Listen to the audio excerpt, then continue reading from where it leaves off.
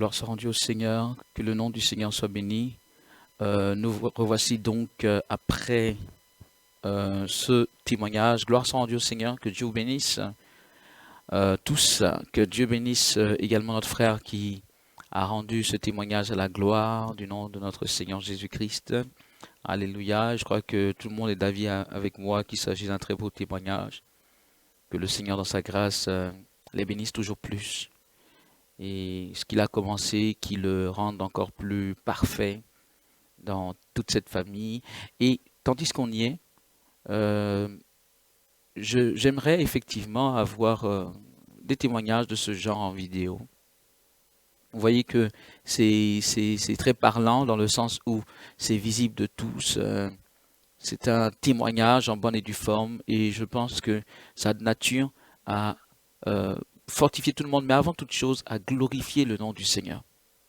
Tu te mesures bien l'action du Seigneur notre Dieu dans la vie de ses enfants. Et on bénit le nom du Seigneur pour ça.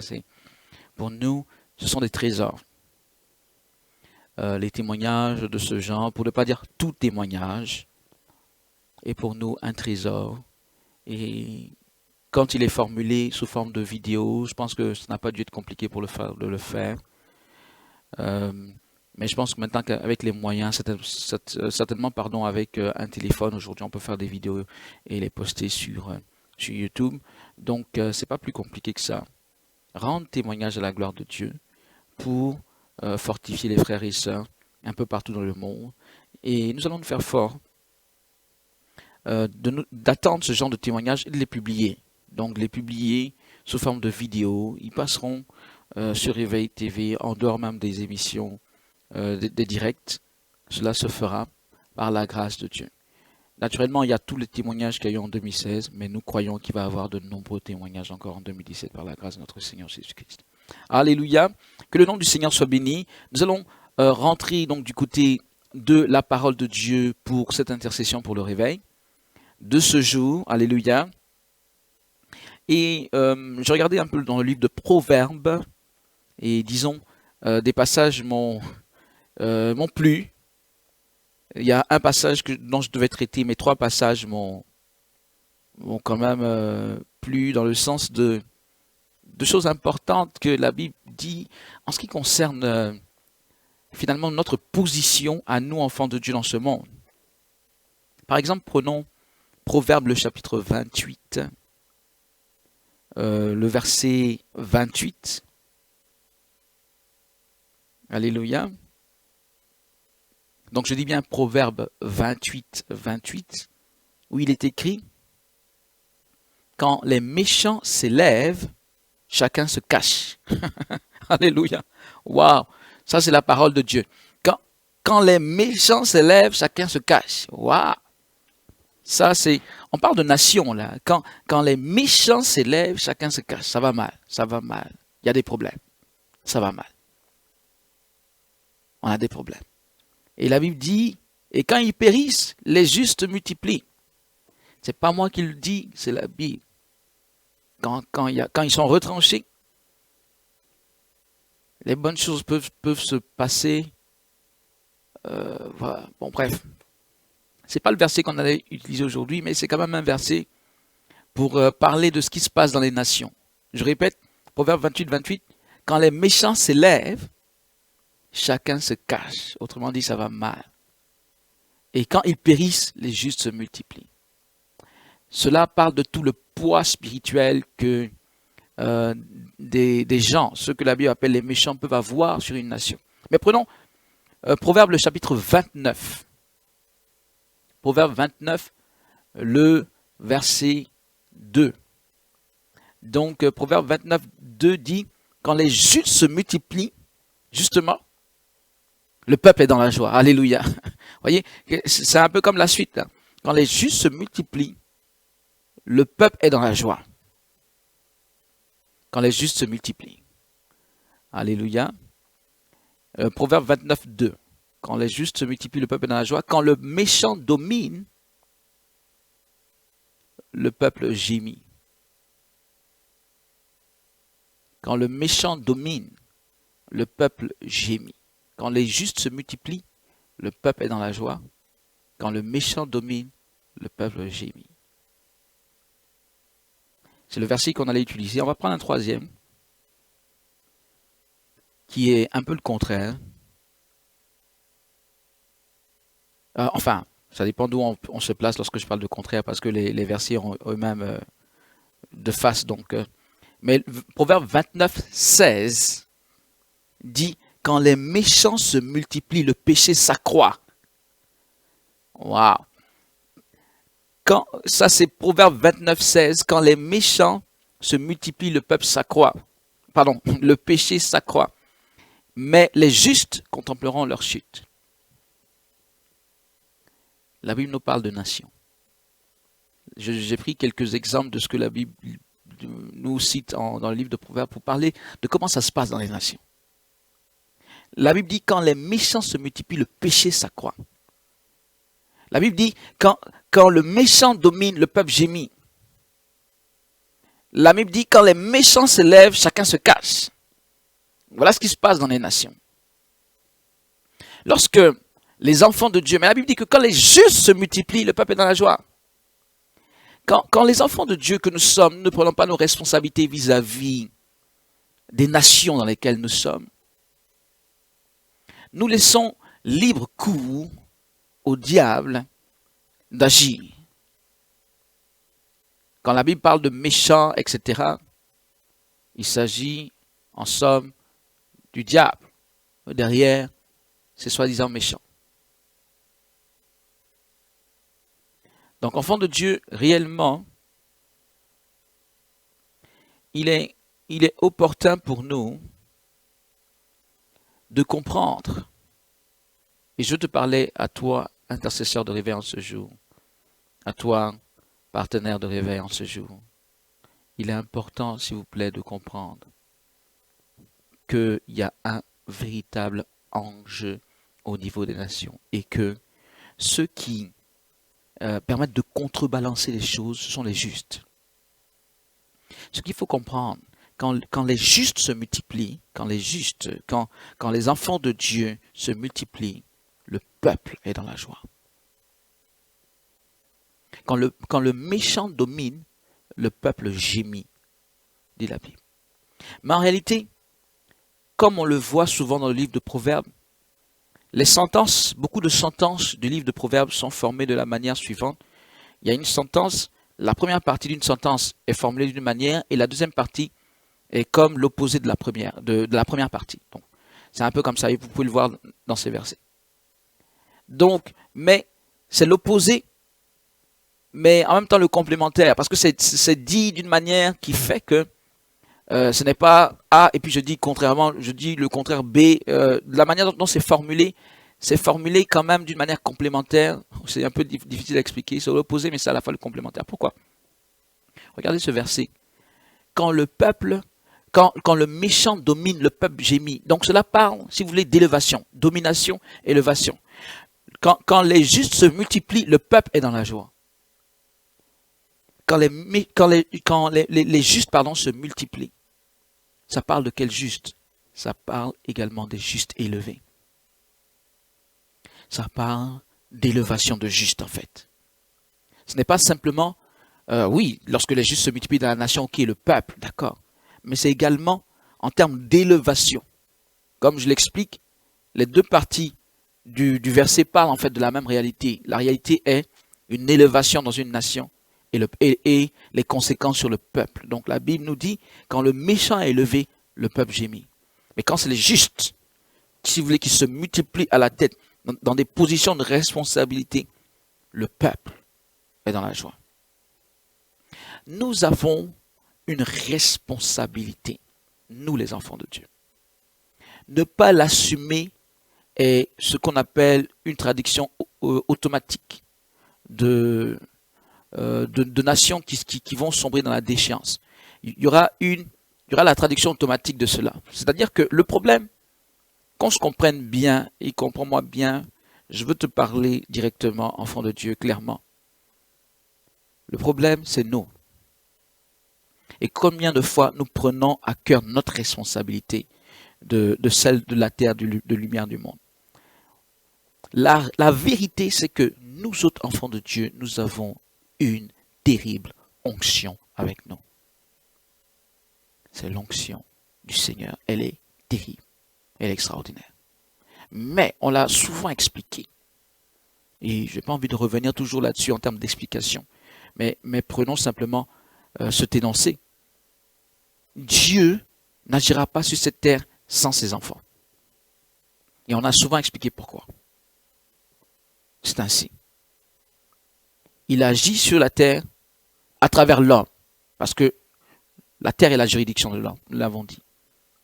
Mais par qui va-t-il agir sur la terre? Principalement par ceux qui se soumettent à sa volonté sur la terre, c'est-à-dire ses enfants. Finalement, on se retrouve dans la configuration telle que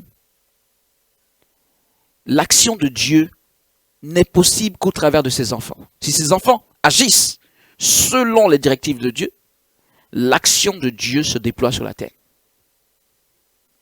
Si les enfants de Dieu font comme masse, c'est-à-dire qu'ils ne se laissent pas conduire, vous voyez, masse dans le sens conducteur, fil conducteur, s'ils font comme masse et ils ne se laissent pas conduire, ils ne laissent pas le Saint-Esprit les conduire, en ce moment, l'action de Dieu n'est pas déployée dans le monde, n'est pas déployée sur la terre, et le péché prolifère.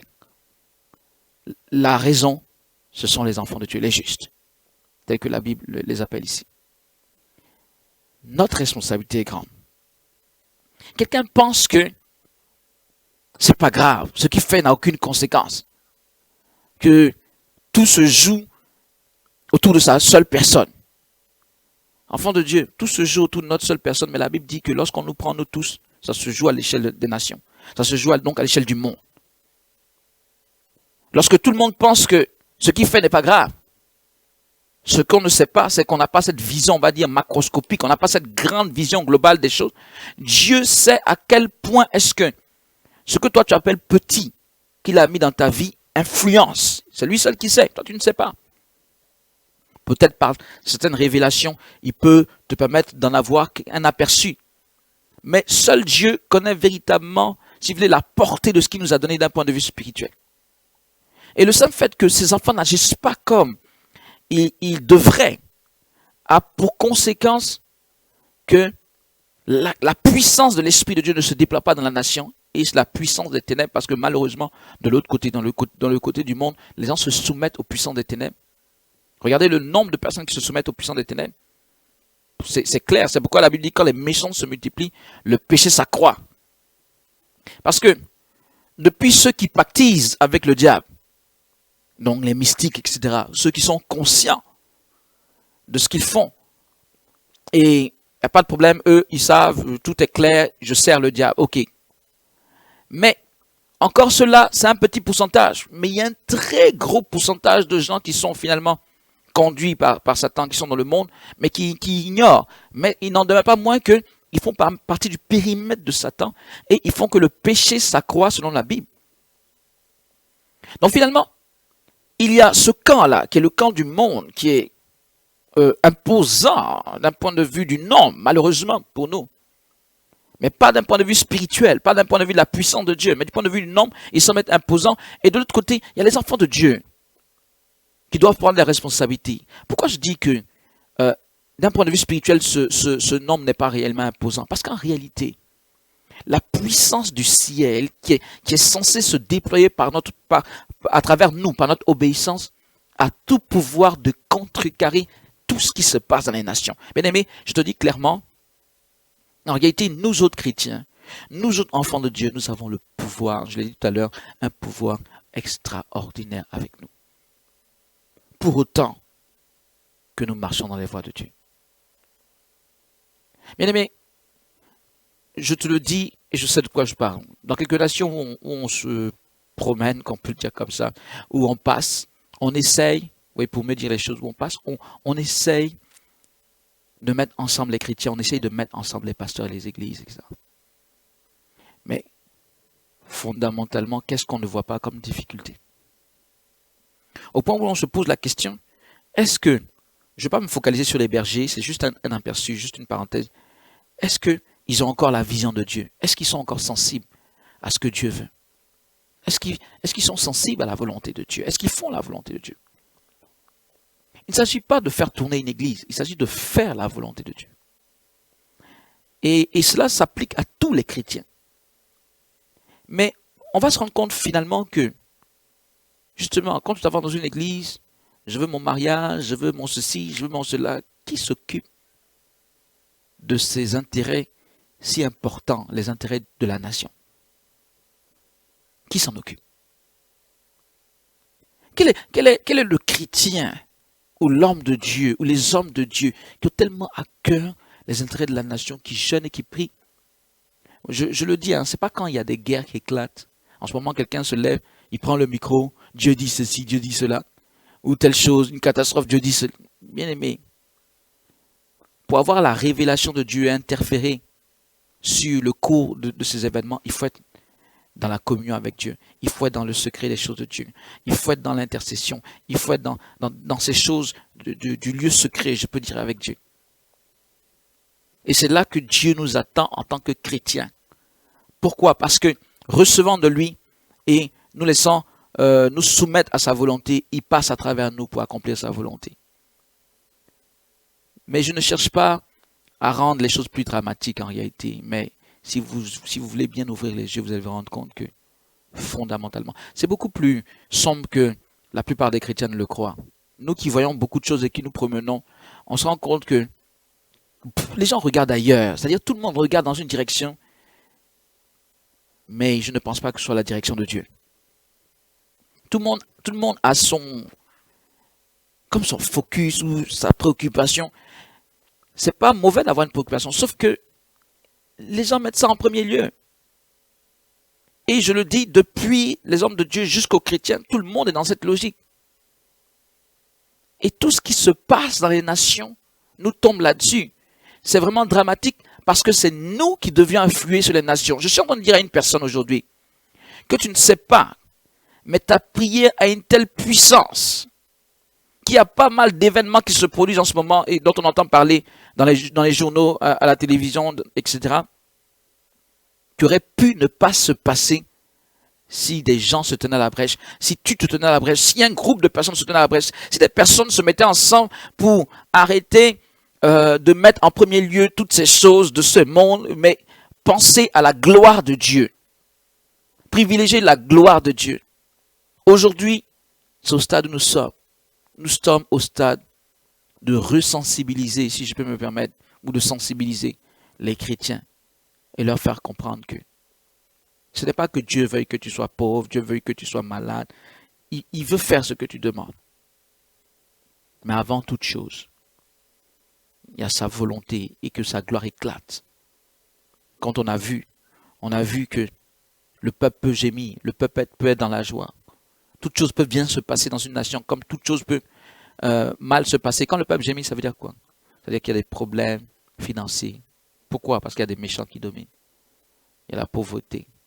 Il y a toutes sortes de maladies curieuses qui peuvent venir parce que parfois des gens pactisent avec le diable. Il y a les guerres qui surviennent, il y a des cataclysmes, des catastrophes. Même dans la Bible, il est dit qu'à un moment donné, David, malgré son alliance avec Dieu, à un moment donné, il a vu qu'il y avait une sécheresse qui perdurait dans la nation d'Israël. Il ne comprenait pas. Il a dû chercher la face de Dieu. Et c'est là que, demandant à ceux donc, qui avaient le sens de ces révélations, les prophètes, etc., la révélation a été donnée comme quoi Saül a posé un acte. Saül a posé un acte négatif. Et à cause de ça, il y a la malédiction. Donc, David a dû faire un sacrifice. Il a dû poser des actes pour corriger le tir. C'est dire que peut-être on ne se rend pas compte, mais il y a des sécheresses, il y a des cataclysmes, il y a des choses qui arrivent sur les nations qui sont consécutives aux actions des dirigeants, les dirigeants actuels ou les dirigeants passés. J'explique cela simplement pour faire comprendre que la Bible dit effectivement la vérité, on le sait tous, quand le méchant domine, le peuple gémit. Et tout ceci se passe parce que les chrétiens que nous sommes distraits. Nous ne prenons pas nos responsabilités. Dans cette dynamique de réveil, s'il vous plaît, Dieu nous suscite pour cela. Dieu nous suscite pour cela. Vous vous êtes rendu compte que il y a beaucoup de témoignages, malgré tout, des gens qui ont leur vie restaurée, dans leur vie changée. C'est pour dire que notre Dieu n'est pas celui qui dit « Faites ma volonté, mais je ne me préoccupe pas de vous ». Il est le véritable Dieu qui se soucie de nous.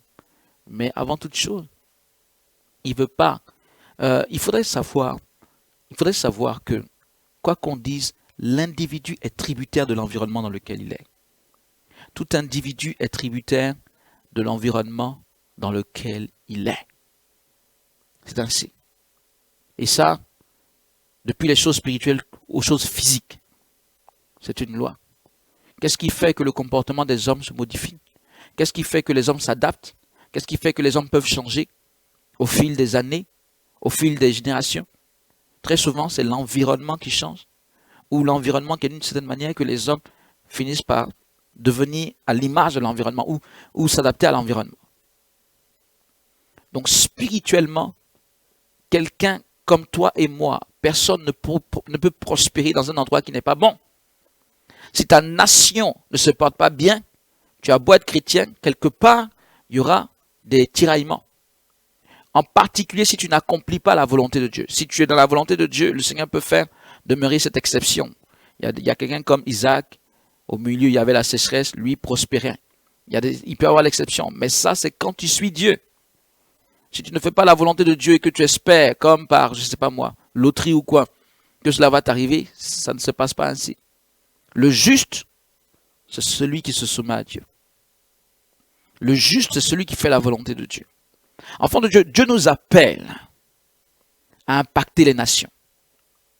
Il y a une onction que tu as qui peut bouleverser une nation. Mais il est vrai que lorsqu'on parle des nations, on parle de forte opposition. Donc, il est très difficile de vouloir changer une nation d'un point de vue individuel. C'est pourquoi la Bible dit quand les justes se multiplient. Quand les justes se multiplient. Les justes ont besoin d'être ensemble. Les justes ont besoin de se lever pour poser des actes ensemble. Les justes ont besoin de faire toutes choses comme le corps de Christ. Et l'impact est réel. Quelle que soit l'onction que tu as sur cette terre, quelle que soit l'onction qui te donne, il y a besoin de ses frères et de ses sœurs pour interférer sur le courant ou le cours des choses dans cette nation. Je veux dire à une personne, je répète, tu es dans une nation, tu vois des choses qui se passent dans cette nation. Parfois, on est surpris de certaines choses. On ne comprend pas pourquoi Dieu a laissé faire. Ce n'est pas que Dieu a laissé faire, c'est nous qui avons laissé faire. Car c'est au travers de nous que Dieu agit. Mais toutes ces choses que tu vois, qui peuvent parfois te sembler un peu bizarres. Ah, pourquoi telle chose? Pourquoi il y a tel problème? Pourquoi il y a tel cataclysme? Pourquoi il y a telle difficulté? Pourquoi il y a telle difficulté avec récurrence? Pourquoi on ne s'en sort pas de telle manière? Pourquoi il y a telle pauvreté? Pourquoi il y a telle malédiction? En fait, la solution de ces pourquoi, la solution, c'est nous, enfants de Dieu. Pour autant qu'on le comprenne et qu'on accepte de se mettre ensemble dans la prière, dans l'intercession, la gloire de Dieu va se répandre. La volonté de Dieu va se manifester sur cette terre, c'est-à-dire le peuple étant dans la joie du Seigneur Jésus, le peuple étant dans la paix, de nombreux convertis. Bref, ce que nous appelons le réveil spirituel. Aujourd'hui, on cherche le réveil. Le réveil est dans nos mains. Le réveil est notre responsabilité. Le réveil, c'est par nous. Le réveil, c'est notre association dans la prière. Le réveil, c'est nos prières massives. Bien-aimés, je vais terminer, mais si tu regardes bien la Bible parle même de péril pour les méchants. Je ne vais pas entrer dans trop de sphères. Mais quand il y a des justes quelque part, si quelqu'un s'élève et qui n'est pas la volonté du Seigneur, il y a des choses qui peuvent se passer. On le voit à l'époque d'Hérode, en Actes des Apôtres, il y avait un feu de réveil. Hérode était un monarque très puissant de cette époque. Il faisait comme il voulait, Hérode. Il faisait comme il voulait. Il se prenait comme c'est pas possible. Voilà. Il a fait tuer Jacques, le frère de Jean. Il voulait faire tuer Pierre. Et Dieu seul sait ceux qu'il avait fait tuer. Ceux-là, c'était pour le symbole. Quand il met en prison et qu'il veut les tuer devant tout le monde, c'est pour le symbole. Mais les chrétiens étaient persécutés.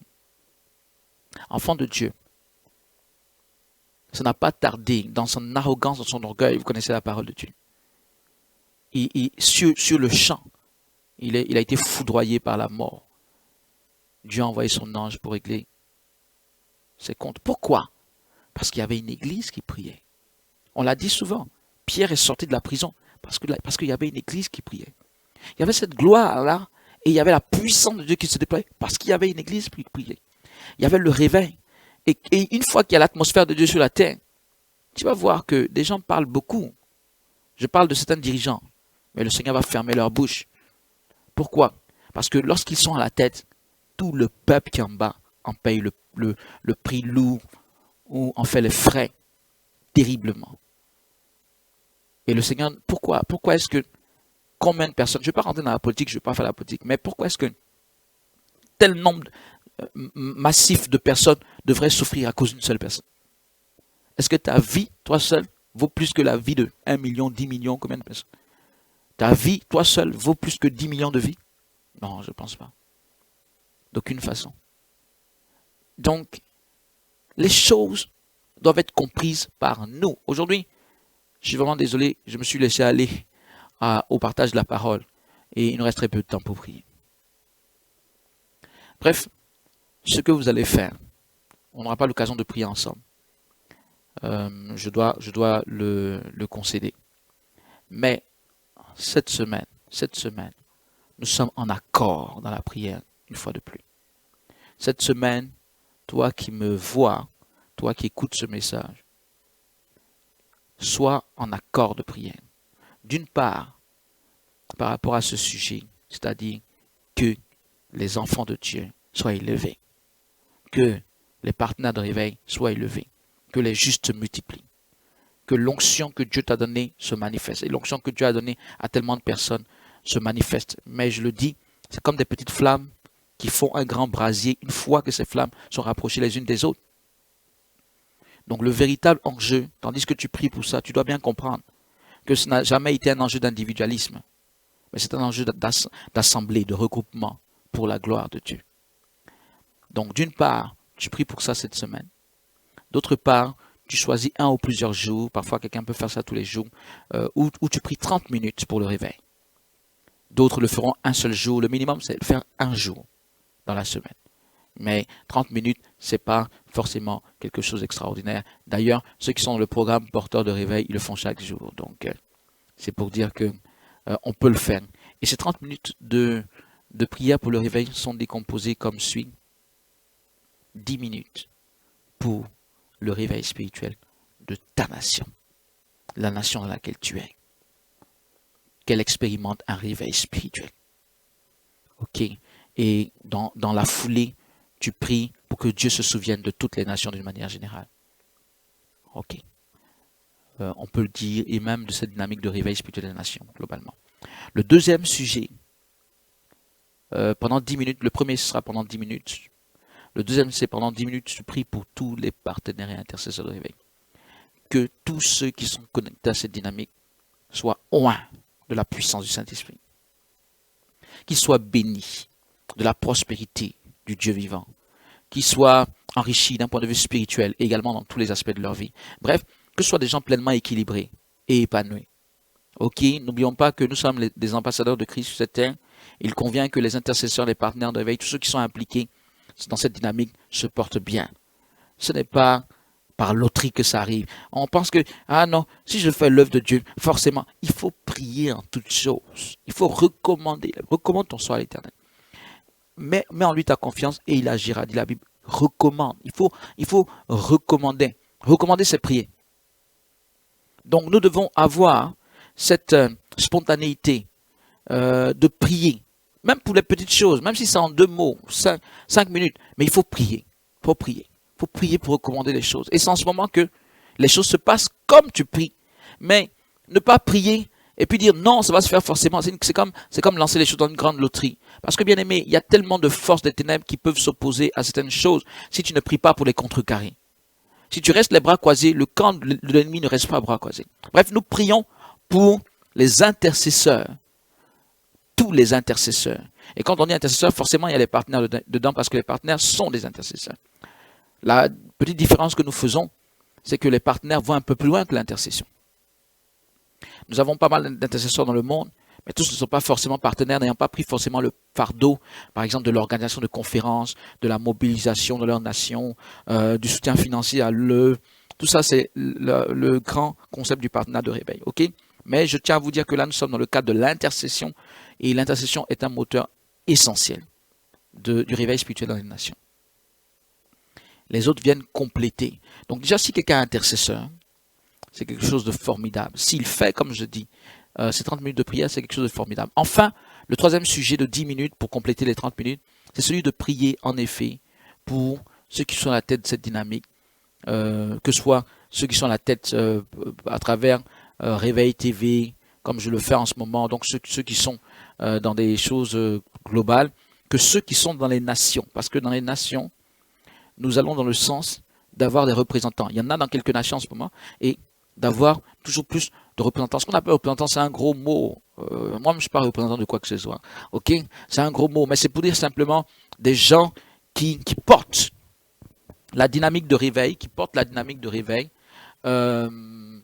réellement à leur cœur et qui agissent vraiment, qui mobilisent d'autres personnes. Voilà. C'est pourquoi on parle de représentants. C'est pas comme si tu es dans un grand bureau. Un grand bureau, je sais pas moi, non, c'est pas vraiment ça.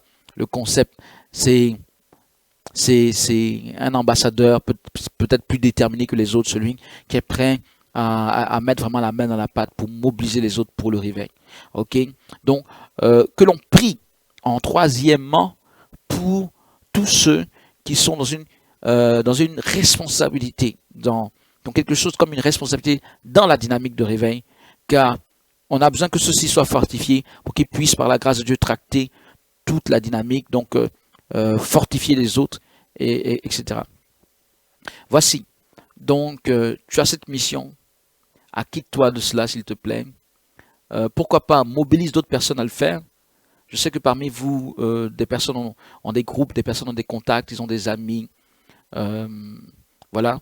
Soit tu peux les inviter à faire partie donc de cette dynamique de réveil. On demande à personne de quitter une église. Enfant de Dieu, on dit simplement inscrivons-nous dans la volonté du Seigneur qui est que les âmes soient sauvées, que sa gloire éclate dans les nations, que les âmes soient sauvées. Donc, revenons à ce focus premier qui est le focus du Seigneur, et après quoi nos focus, nos intérêts, nos questions spécifiques et personnelles viennent, mais pas le contraire. Donc tu peux inviter une personne, soit formellement à se joindre à nous en tant que partenaire, ou soit peut-être que tu peux lui dire, bon, peut-être que tu n'es pas partenaire, mais tu peux toujours intercéder pour la nation. Tu peux toujours intercéder pour le salut des âmes. Ok? Tu peux même intercéder si tu le veux pour cette dynamique de réveil. Pourquoi pas? Tout ça, c'est l'œuvre du Seigneur. Alléluia. Enfants de Dieu, je veux dire à tous et à toutes un bon shalom. Nous sommes au terme de notre moment. Recevez encore mes meilleurs vœux. Je crois que c'est une bonne année qui démarre pour nous. Vous m'avez entendu parler tout à l'heure. On va être étonné par le Seigneur. Mets-toi cela dans l'esprit. Notre Seigneur va nous étonner naturellement, très positivement. Que la gloire lui soit rendue et soit des nôtres. Même invite d'autres personnes. Et nous allons voir la gloire de Dieu à une grande échelle dans les nations. Que Dieu vous bénisse tous et toutes. Je vous dis un bon shalom. Je vous aime et portez-vous tous très bien. Que le Seigneur soit avec nous. Shalom.